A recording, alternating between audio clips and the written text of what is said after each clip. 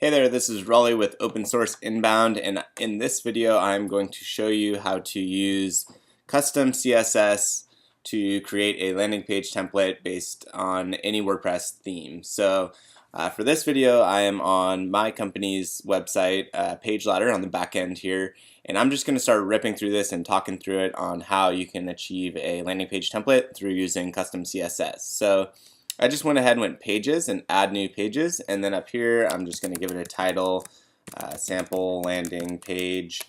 And then the next things I want to do here are, you notice I can use an advanced layout editor which came with my theme, which I definitely recommend you do for ease of use.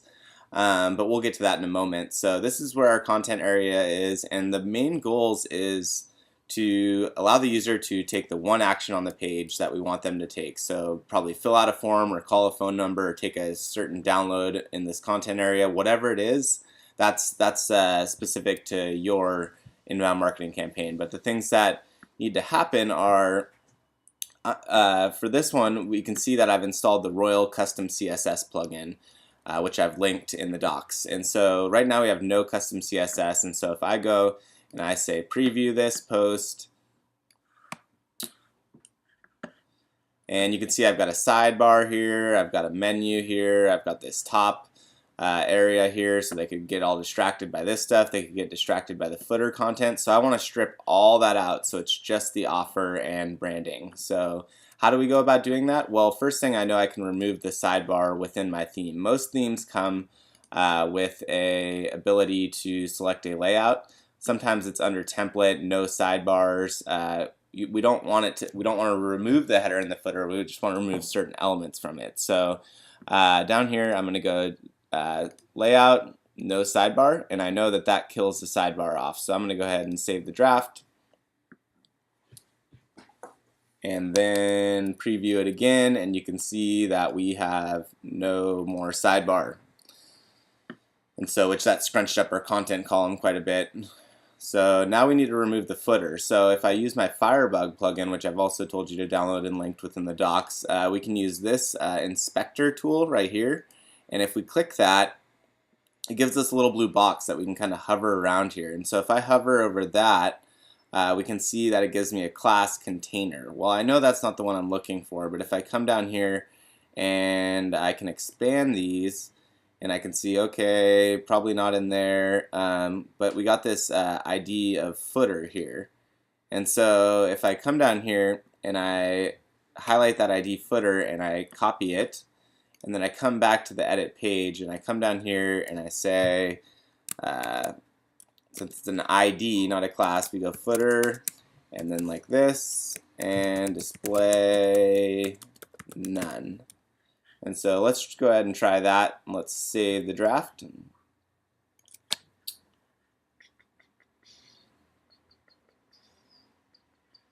And preview and see if we got it there.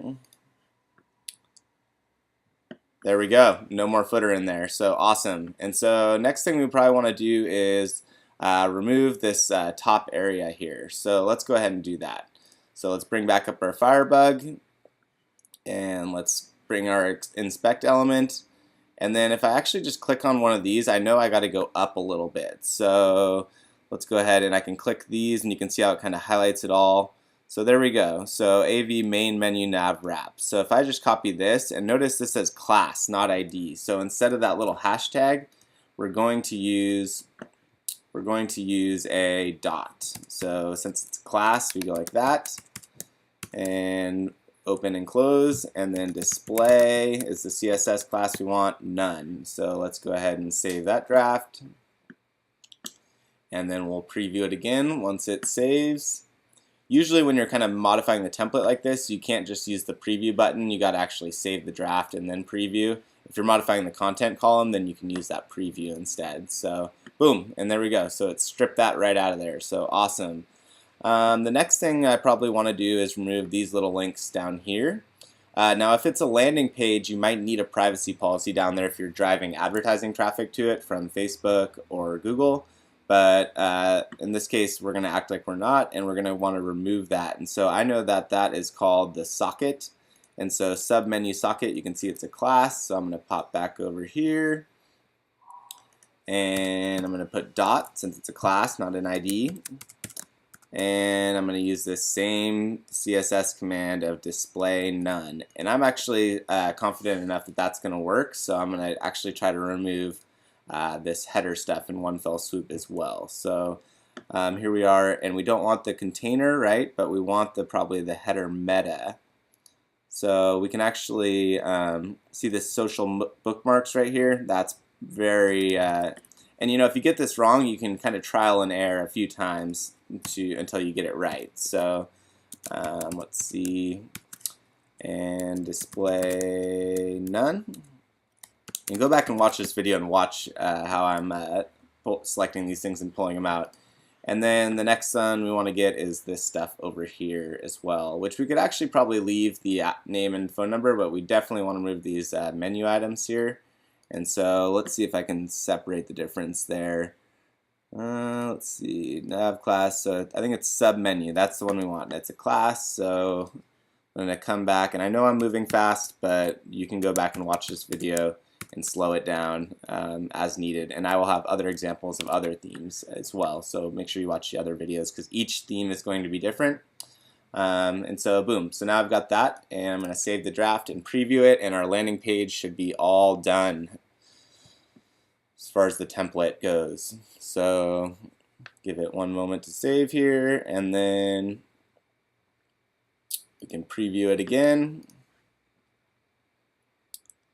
and we should be looking good. Awesome, so we got rid of the socket stuff, we got rid of the social icons and the sub menu, and so now we have a landing page. And so you can do things like center this logo with a little bit more advanced CSS if it's even worth it to do that.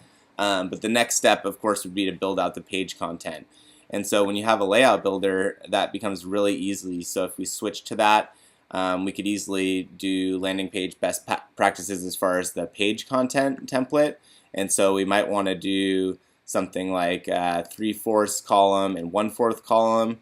And then over here we'll have a heading, some text, maybe personalize it with a photo, and then over here we would have, you know, a form. So we would come over and grab the forms and drag and drop that into there, however necessary. So I want to keep this video short, but that's how you enter that custom CSS. And so once you've done that once for a landing page on your theme, you have this custom CSS, so you can just drop this in any page that you want to be a landing page template.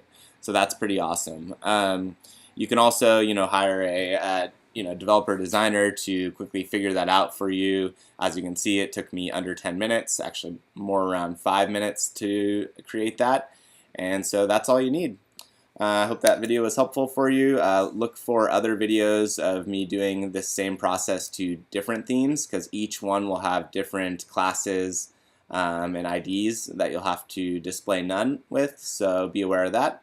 And yeah, that's about it. And so then you have your simple landing page template, and go ahead and fill in the content there following the other best practices for that. So thanks for listening.